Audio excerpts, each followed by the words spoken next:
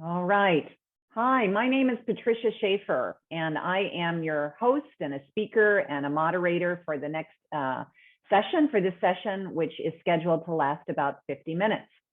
I am the executive director of NewGen Peacebuilders, an international nonprofit organization doing peace education, training, and mentoring, headquartered in the United States. But as you'll see today, peace education is certainly a global need and global phenomenon and growing global trend. So one of the things that's true today is I am in Beirut, Lebanon, and so are the other two speakers that you'll hear from today. Lean Ekte, who is an undergraduate university student in Lebanon, who has just recently completed our program, NewGen Peacebuilders, and become a certified NewGen Peacebuilder after an intensive program last year. You'll hear from her. And you'll also hear from Dr. David Mata, who is a professor who is associated with several distinct universities in Lebanon, as well as outside universities that he is connected to outside Lebanon. He is skilled in and an expert in strategic planning, leadership, ethics, and as you're going to hear the most about, mindfulness. We have the pleasure and honor of being with you today because we're going to tell you about the topic, Against All Odds in a Crisis, Lessons on Positive Peace from Young Peace Builders in Lebanon. Now, on Sunday, we'll be celebrating some of the successes of these young people in Beirut. And actually, the title will be different on Sunday. It will be Lessons on Resilience from Young Peace Builders in Lebanon. Both are true, and you're going to hear how they are models of learning the skills and fundamentals and methodologies and frameworks of peace building so that they can share that work in Lebanon. But the reason we also use the word resilience is because you're going to hear how, against all odds, in the past year, they have completed a peace education training program. They have pursued the implementation, design and implementation of peace projects, and they have plans for the future, and we have plans with them and to support them. In a moment, I will tell you what I really mean by against all odds, and being on this journey with them over the past year, I have certainly heard a lot from them about the opportunities, but also the challenges and obstacles of being young peace builders where they are. And I think you will be inspired by their stories and see that there is much that we can learn from them about how you bring positive peace as young leaders to your own country, but also share those lessons far and wide. As I said, I'm the executive director of NewGen Peacebuilders, but I am also the senior fellow for peace education at the Alliance for Peace Building. And so really in this conversation, I bring both perspectives, the perspectives of what is the NewGen Peacebuilders program and how does it illustrate how it's really possible to spread and scale peace education, but also how is it we work together as a peace building community and a community that is a network of professionals and practitioners, both in the US and globally, to share our learnings and make sure that we really expand peace building now and in the future. So I'd like to move on and talk to you about the context from which I really want to talk to you about the peace building experience that these young people have been on. So at NewGen Peacebuilders, which has existed for about 8 years, we say that our mission is to make learning to be a peace builder a rite of passage for everyone. That's a pretty tall order, considering there are 3 billion people on the planet who are under the age of 30. There are 1.8 billion people on the planet who are between the ages of 15 and 24. And if you're in a country like the United States, where the percentage of people in those age groups is a little lower than maybe other places in the world, you still matter very much because you have access to quality education, you have access to technology, you're being called on to be of service in your school and education programs, and even if you want to apply to a decent university. In other cases, in other places, you may not have access to all those resources as a young person, but you may represent a very large percentage of the population. In some countries in our world, in our planet, you might be 70 or 80% of the population if you're under 30.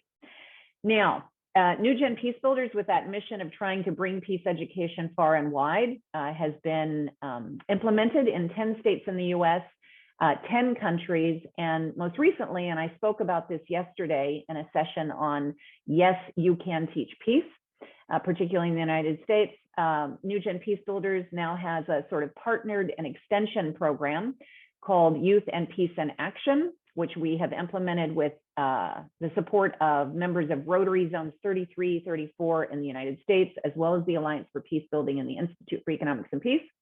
That is a program that actually brings peace education across the mid-Atlantic, southeastern United States, and Caribbean this year, and is making peace education available in a scaled way to almost 300 schools, and we expect that to be 600 schools within the next few months.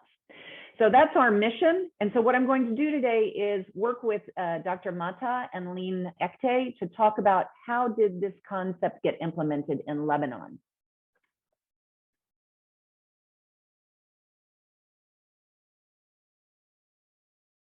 Importantly, this program in Lebanon actually officially began in March 2021 and just wrapped up in December 2021, although I'm going to talk about the future, as I said, before the program's over. But actually, it was in the planning stages in 2017. And to me, that's an indication of what it takes, the planning and the fortitude to bring peace education into various environments. So when you talk to the students who have been in our program here in Lebanon, which is the first NewGen Peacebuilders in Lebanon, and the first gathering of over 100 young people from across multiple universities to come together and learn this common framework of peace education, here's what you hear. It has been 2+ watershed years in Lebanon. There has been if you're following the news, there has been a financial and economic collapse. What the students would describe as a meltdown of institutions. They speak at length about the impact on healthcare and education and medical services in Lebanon that the fine people of Lebanon have been working through. There was a devastating port explosion that occurred within this time frame. There has been and continues to be what anyone would legitimately describe as some political challenges, or our students describe as a severe political stalemate, which is of concern to them. COVID-19 has come, to the forefront around the world, but also here in Lebanon, where we are, and in a relatively small country with a relatively small population, a large number of refugees present in the country. And as our students would point out, those who are counted and those who may be uncounted. So imagine, as we all grapple with how do we bring peace education around the world, and how do we be peace builders, and how do we equip young peace builders around the world, the context that these young peace builders undertook their journey on is described in these circumstances. So imagine the strength and inspiration and ambition and fortitude that it takes to say, I'm ready to step up and figure out how to enhance and increase my peace building skills and share my knowledge with my country. So it's been an inspiring time with them for sure. So I mentioned that about 100 university students, or slightly more than 100 university students and mentors, went through the NewGen Peacebuilders program, beginning with initiation last March, but the formal programming starting in June. What they've experienced is 6 days of intensive training over about 6 weeks. And in that 6 days of intensive training, they've covered all sorts of frameworks and principles and philosophies related to effective peace education or peace building. But I wanted to point out a few. The program tries to be comprehensive, and so they have immersed themselves in skills and practices around deep listening. Some of that was considered authentic listening, active listening, but also while they were undergoing this program, the BBC in Lebanon was actually running a program called Deep Listening, and some of our participants were in that program while they were with us. At the same time, they practiced tools around mapping harm and healing. And in fact, these giant, enormous maps where they worked in teams from across different parts of Lebanon and different universities to recall and share and give perspectives from one another on where harm and healing is present from a geographic sensibility in Lebanon. They've learned to work with Galton's triangle of violence and various conflict analysis tools, including conflict trees, so they can get beyond what they see as the conflict and look at the deep roots of what drives conflict and understand those drivers. They spent a lot of time working with the 8 Pillars of Peace from the Institute for Economics and Peace. which was a really important exercise and deep dive, because for those of you who are familiar or not with the 8 pillars, the notion is based on meta-analysis from IEP. Positive peace means starting to look at and have conversations around factors such as well-functioning government, accepting the rights of others, good relations with neighbors, free flow of information, corruption. So there are 8 pillars that they learn to work with and look at particular situations in their country with. And last but not least, they also were exposed to Unleash, which is a formal program from the United Nations, which supports or helps you actually design peace projects. So get under the hood, identify something that you're concerned about, develop problem statements from which come project ideas, from which come prototypes, from which come projects. So they did all of those things. And then out of that, these 100+ students organized themselves based on issue areas of interest into 8 project teams. The 8 project teams really crossed 5 different topic areas. So you can see the 8 project teams that are emerged were divides, which we sometimes call social divisions, which in their case was really a focus on how sectarian and political divides actually result in other impacts in the country. Another was gender, so gender inequity and violence. And of course, the research shows that around the world during COVID-19, gender violence and domestic violence has increased almost anywhere you go in the world.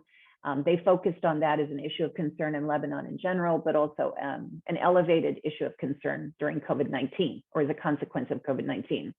They focused on poverty. There were 2 teams that focused on food insecurity in particular, and you're going to hear from Lean Ekte about her project, or the project that she and 10 other students were on, that was about addressing food insecurity, but recognizing that in a country where 70% of the population may be experiencing hunger or food insecurity, there's still food waste, and she's going to tell you about that.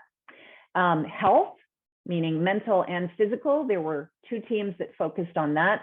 And as we all know from the research, again, opportunities to increase health and well-being and mental well-being are ever present always, wherever you go, and certainly more serious, more grave, more accelerated as a consequence out of the social disruptions of COVID-19. And last, a category that we call, or an area of interest that we call opportunity, where a team focused on fair labor and jobs. So all of these are really examples of projects that the students worked on that were about positive peace. So seeing the issues at hand, but understanding frameworks and tools to help you work on creating conditions of well-being and creating conditions of well-being for all. So that's a little bit of an introduction about the journey they were on. That journey actually existed from technically March 2021 until December 2021, when individuals and teams were certified for their results. As I said, after Lean speaks and after Dr. Mata speaks, at the end, I will tell you where this is going, because the journey doesn't end here today. And the reason I am in Beirut is that we are a little surprised. I'll tell you a little bit more about. We're doing Train the Trainer while I'm here this weekend. And then we have a big celebration in Beirut that you can, for those who are invited and are physically in Beirut, you can be present at. For others, you can actually tune in virtually. We'll be broadcasting it through social media, so to speak. So let me introduce you to Lean. As I said, she is an undergraduate student studying biology, getting very close to graduating. And that, by the way, is a hallmark of what experience we had here over the past year with these students. They came from universities across Lebanon with great support from the student affairs groups and leaders of these universities. They came from different disciplines, everything from political science to law, to history, to economics, to biology. There was a pronounced emphasis on bioinformatics, as well as the hard sciences. And that's a lesson to everyone that peace you're taking, no matter what discipline you're involved in, and peace education should be available to all. So Lean, welcome, so that you can tell your story about your experience and the project called No Food, No Peace. So hi everyone. As Patricia said, my name is Dina Shtay. I'm 20 years old. I went to the German International School of Beirut here in Lebanon, and I'm now studying biology in the Lebanese American University.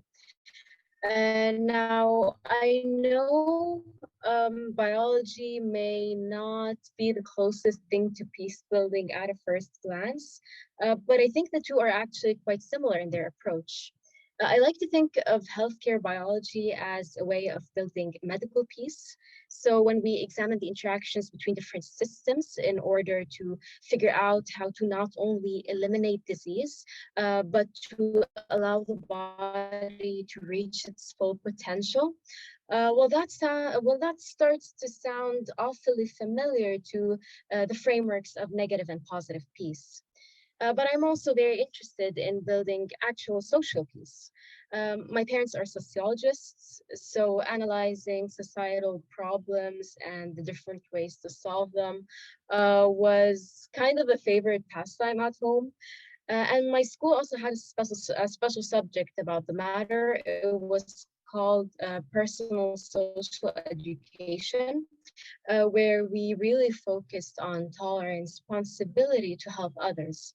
In fact, I've been involved in projects tackling access to education, gender equality, and most recently, food insecurity.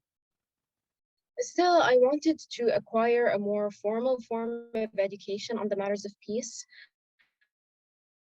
which is really what motivated me to join NewGen Peacebuilders. And that is what I did. So the program really helped me acquire the theoretical frameworks needed to practice peace building. And I really appreciate that it allowed me to do so within such a diverse and inclusive group of motivated individuals. 11 of us were particularly interested in the problem of food insecurity, especially in light of the Lebanese economic crisis. So we formed a team to tackle the issue. You see, 77% of households in Lebanon do not have enough food. And a community where such a fundamental human need is not met is naturally a breeding ground for conflict and violence. And this has manifested itself, unfortunately, in the increased rate of hunger crimes and bloody fights in grocery stores, and in Lebanon's ranking as an extreme risk country in the Civil Unrest Index. But perhaps one of the most horrifying discoveries of our research was the vast amount of food that is going to waste, even in the midst of this crisis.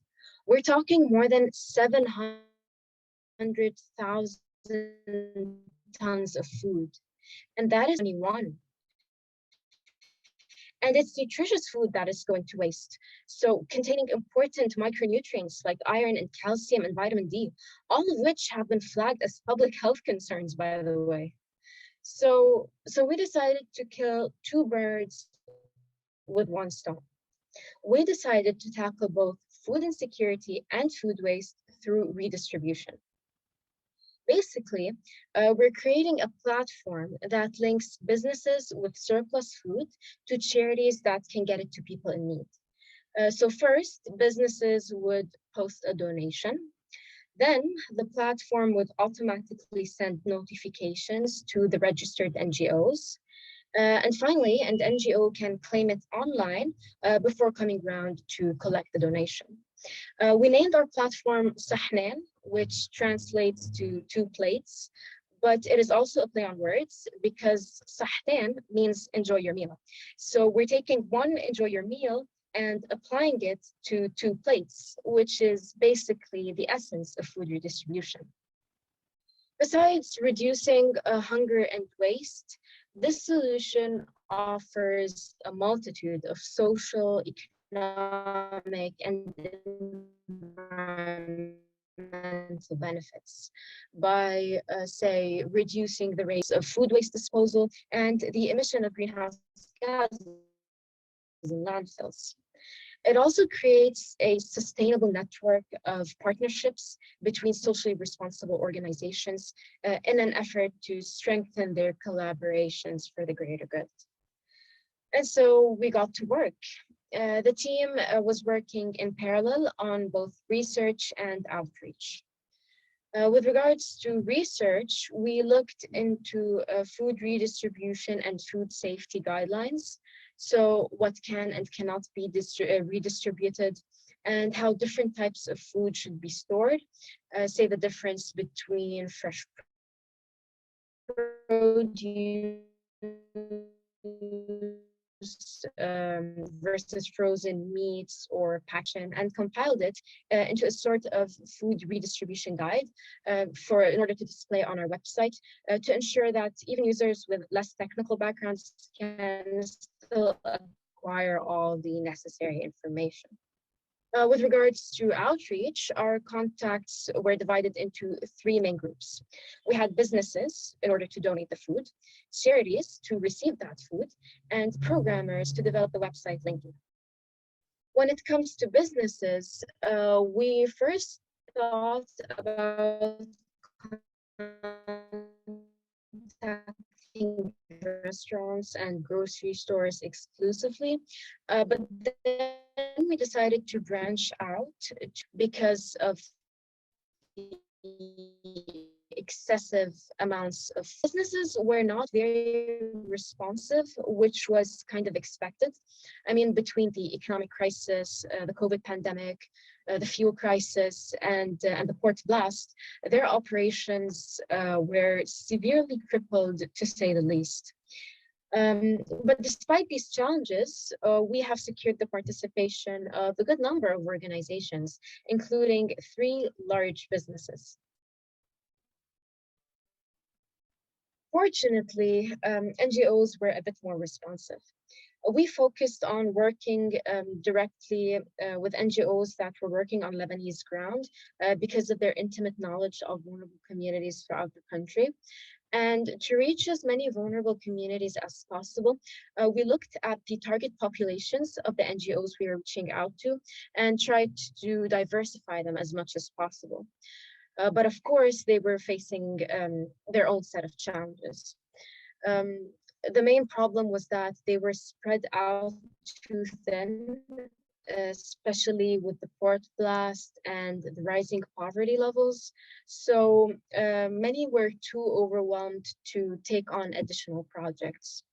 In the end, though, we managed to secure the participation of enough NGOs and working with a diversity of populations, from children to seniors and all over Lebanon. So we secured the participation of enough businesses and NGOs, and we figured out a programmer to bring it to life. And we still do. Given the economic crisis, programmers were not exactly willing to work for free, and collecting donations was not very feasible. So we tried applying to the World Food Program, got back to us 2 days ago, actually, and our project was not selected. The process was very competitive, and other projects were a bit more tangibly established, but that's okay, because on the bright side, our project was selected by the UN's Take a Step initiative, implementing the Sustainable Development Goals in their communities. We're hoping that this exposure will allow us to secure the funding or at least motivate a programmer enough to volunteer. Another exciting benefit of the initiative was the networking opportunities it offered. I met someone that is also working on the issue of food waste. She is turning peels and other inedible waste into soaps and detergents, and we have agreed to partner up. She is still working on a small scale, so just within her home, but we are looking forward to promoting the upscale of her work once our platform is launched. We are very excited about this. Working together will allow us to make use of almost all food waste generated, with our project taking care of the edible part and hers of the inedible, featured in the same mini episode, which we can actually take a look at now. Hello?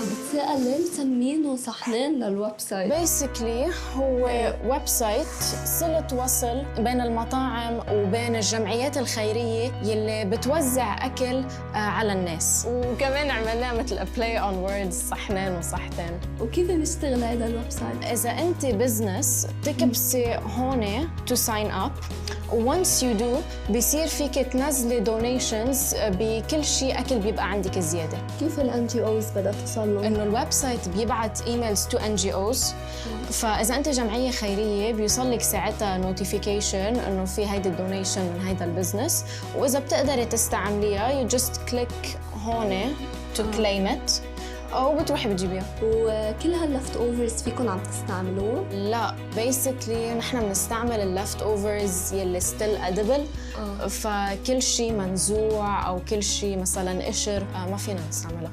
اكشلي نحن بنكمل بعض فود ويست يلي ما عم تاخديها مثل قشر الفواكه والخضره، انا فيني طلع منهم ديترجنتس ومبيدات حشريه. كيف تشتغلي؟ كل 3 كيلو من قشر الفواكه او الخضره بتحطيهم بجالون، بتزيد عليهم كيلو سكر اسمر و10 لتر مي، بس بتتركيه فاضي شوي للجالون على مدة شهر بتضلك تنفسيه، وبعدين بعد هذا الشهر بتسكريه منيح، بتحطيه بمطرح عتم ما بتشوفوا الشمس لمدة 3 أشهر، وبعدها بصير ريدي إنه أنت تستعمليه. We'd love to collaborate. أكيد، هو فيك أنت تحطي هيدا الريسيبي عندك على الويب سايت. اوكي يس، انا هلا اكيد I'll talk to my team. basically انا حخبر كل رفقاتك اللي عند هيدا، وانت خبري رفقاتك عند الويب سايت to spread the word. هيك بنكون مثل ختمنا كل نواحي الفود ويست.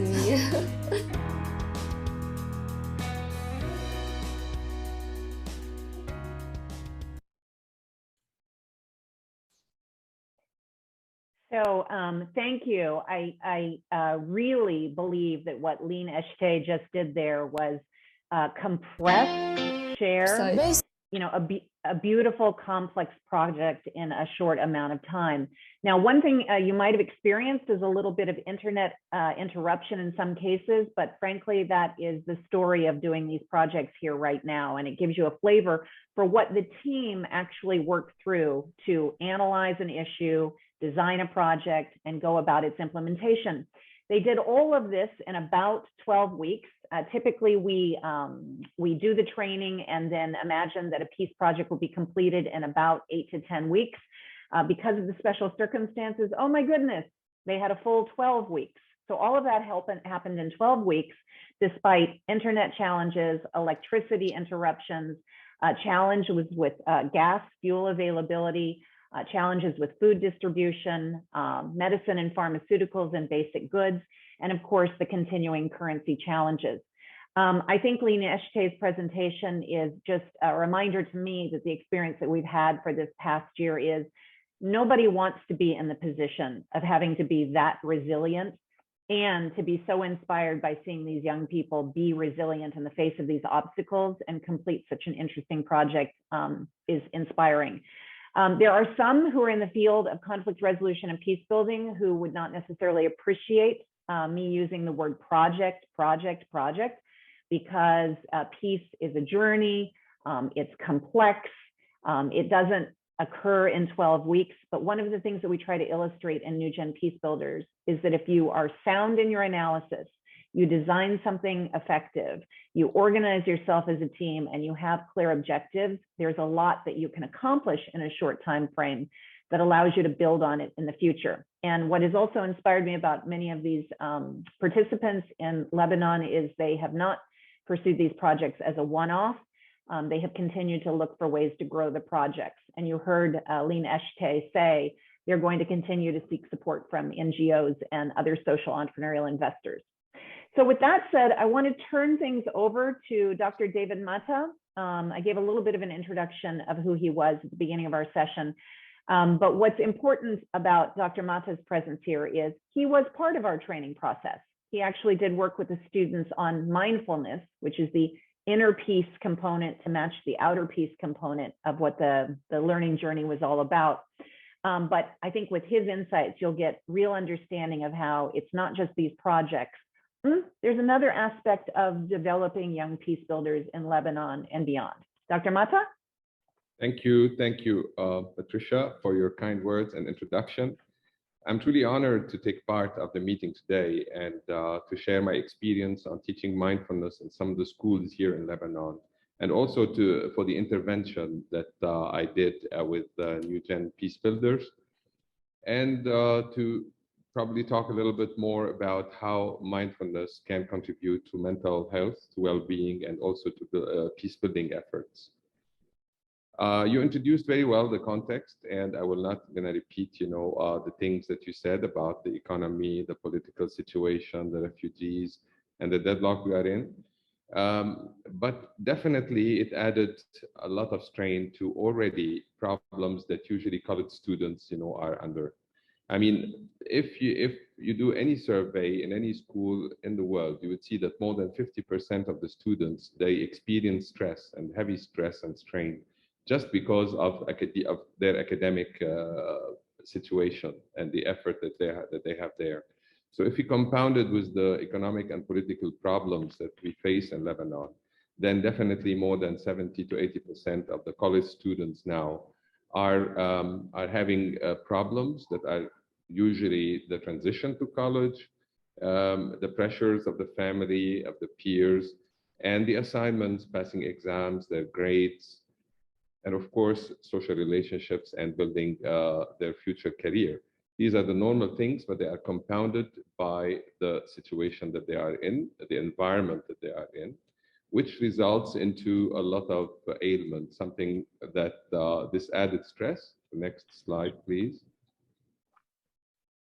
which would have a lot of negative effects on their health and well-being, starting from anxiety about the future and depression.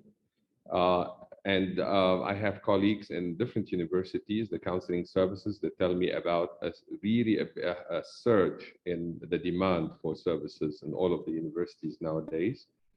And also post-traumatic stress disorder, although we're not having, kinds of war, but even the economic collapse and the political situation contributes to even the PTSD, as far as my psychiatrist friends told me. So we have a surge also in the symptoms of PTSD.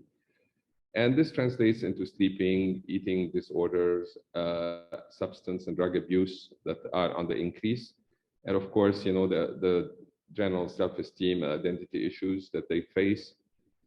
And about their performance, we noticed that it impacts really their habits, their study habits, and also their memory, and resulting in withdrawal from courses and even course failures that is happening more and more often.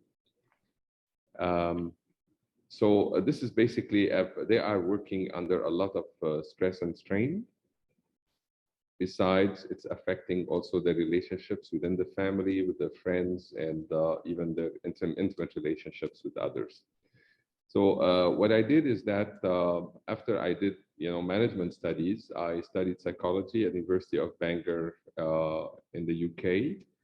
And I felt that we can add a lot to organizations in terms of mindfulness in general and to the youth in particular. And I was lucky to have one university, ask for a mindfulness course here in Lebanon. So I devised a program for college students. And I gave it over 14 weeks. Of course, the program, a standard program usually of mindfulness called mindfulness-based stress program is for 8 weeks. But then with students, we developed more work like journaling and other types of, all types of activities within the program to really enhance it. And basically mindfulness stresses the work on the body, but through the breath. So the breath has importance, the body has importance.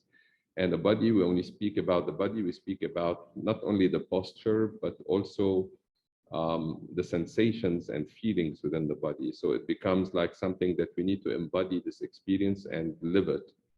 And then we go to the psychological elements that are inside, which are the thoughts, the emotions, the feelings, and also the sensory perceptions within and without the body.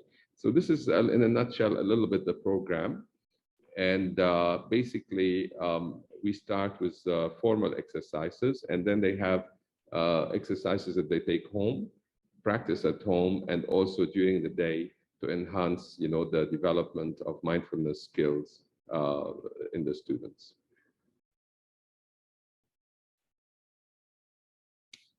And the courses that I give, and this is not all because I did other courses in other places, but not in the university setting. There are two universities, LAU and USG, that I gave initially before the pandemic in class sessions for graduate students.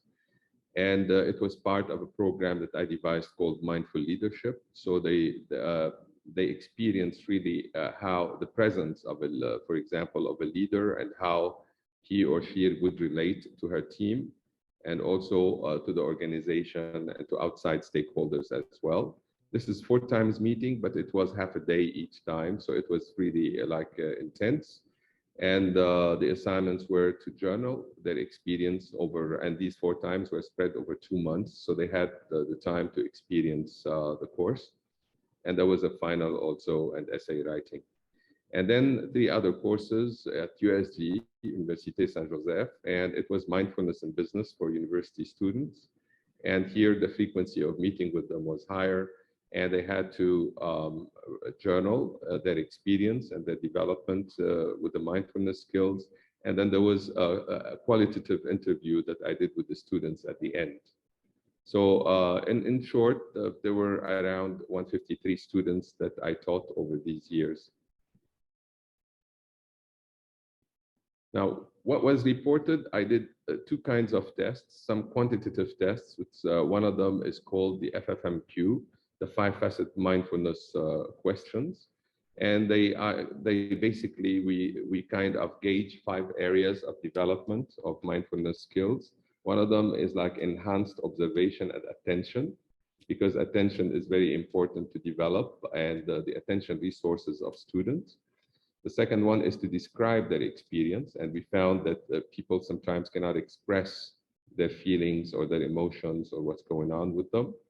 And the third skill is non-judgment, which is very important. And this is one of the attitudes of mindfulness. There are other 6 attitudes that they learn throughout the program, but non-judgment probably is the one that is of utmost importance, and it goes into the definition of MBSR.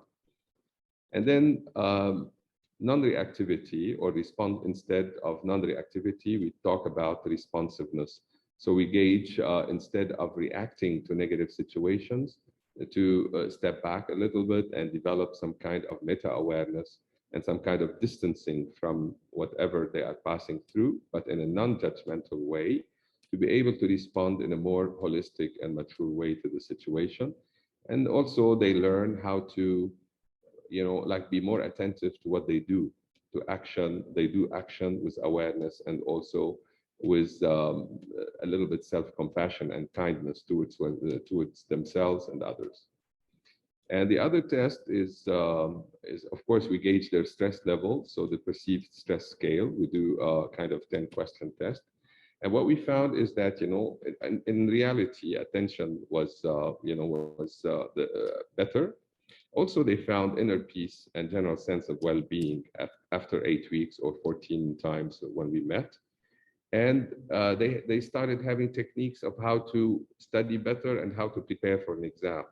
So a little bit breathing of 3 minutes before the exam would really, motivate them, or would make their minds a little bit clearer, and make them perform better in the exam. And they started relating and talking about better relationships with their families and friends.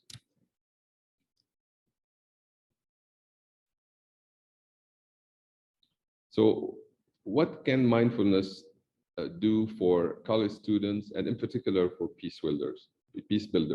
And of course, there's a lot of overlap here. Mindfulness can help students protect against burnout, and there are plenty of studies and research, done on this. In all types of organizations, but in particular for students, it has quite significant effects. You can cultivate inner peace and self-compassion, and this is very important and goes hand in hand with the outside peace-building efforts that any initiative aims at. And we believe, personally, I believe that inner peace is necessary to reach sustainable peace building, because you can study a lot of outside techniques and have a lot of skills of how to negotiate, how to diffuse conflicts, but unless really there is some inner peace, you cannot sustain the peace for long. And then it would help them engage more productively in external peace building, so they will become more engaged and more connected with whoever they are talking to. So the deep listening is, we call it active listening or empathic listening. This is, we do some of the exercises in this regard. But what is important is that we not only focus on the other, we focus on the embodiment, on how do we feel inside when we are with the other. This embodiment is a very important thing because then you are able to respond better. You know what's going on with you before knowing what's going on with the other as well, or at the same time, simultaneously. And it will contribute to the resilience that we are trying to develop outside and also, inside, to come up from their problems. Here, I would like to relate a few stories of some of the students, and it was really touching for me. One of the students was a Syrian girl, a refugee that joined one of the universities, local universities here. And after this program, I did the exit interview at the end, because I just wanted to hear firsthand, how it benefited them. And she told me, thank you for this course, because for the first time in 4 years, I feel some peace inside, and I allowed myself to feel the pain. It was hard for her to really accept, the difficulties that she's passing through, and she was giving all her family support, like she's the strong girl that's supporting everybody, but she was not able to really feel the pain herself. And this really marked me that the acceptance attitude that we teach and the letting go that we teach in mindfulness works wonders, and in a very short period of time. And the other thing was a male student, that also had, broke his leg in one of the accidents and lost his grandfather at the same time. And all of a sudden he remembered that you just have to sit and breathe, and feel. And accept. And he told me it made miracles. All of a sudden I felt peace, and I was able to cope with the loss and also with the handicap that I have temporarily. So these are things that are encouraging and that truly make the person, develop more resilience and cope with problems and carry on, in life and be functional and positive about his future. So what I'm going to do now is I'm going to pass, the word to Patricia for the closing comments, and also for some of the steps where we are headed. Thank you, Dr. Mata, and thank you, Lina Eshte. The French philosopher Blaise Pascal said, "I would have made my letter shorter, but I didn't have time." And so this rich, important story, we have been granted a beautiful 50 minutes for, but that means we have limited time for a Q&A, because we actually wanted to give you as comprehensive a view as we could in the time that we have. So I'm going to make a couple of closing comments, but I'm going to make it easy for you to follow up with anybody who's been involved in the presentation today, Lean herself, Dr. Mata, or myself. I'll do that in a moment. I wanted to close by saying something that I said at the beginning of the presentation. There are 3 billion people in the world who are under the age of 30. 1.8 billion are ages 15 to 24. I didn't say, but I am saying now, it's the world's largest, fastest growing demographic. And as you can see from the students in Lebanon that we shared a little bit about with you today, they do have a desire to make a positive difference to their communities. And UN Resolution 2250 calls on us to fully include young people in the process of peace building, as an extension of the original idea from the UN that we should all, country by country, be working to build a culture of peace. There's something very poignant that the students have said more than once during this NewGen Peacebuilders learning experience, that having time to stop and think and craft a project reminds you that it's not normal. Violence is not normal. It's not normal to be facing the numbers of obstacles that, that they are facing, and that we all should be, but we also look to them and need to support them and be their allies in trying to craft a different future for themselves. So with that said, I wanted to tell you what happens next. I kept using the word project, but as I said, you know, peace is a journey. It is a process. It is a way of solving problems over the long term.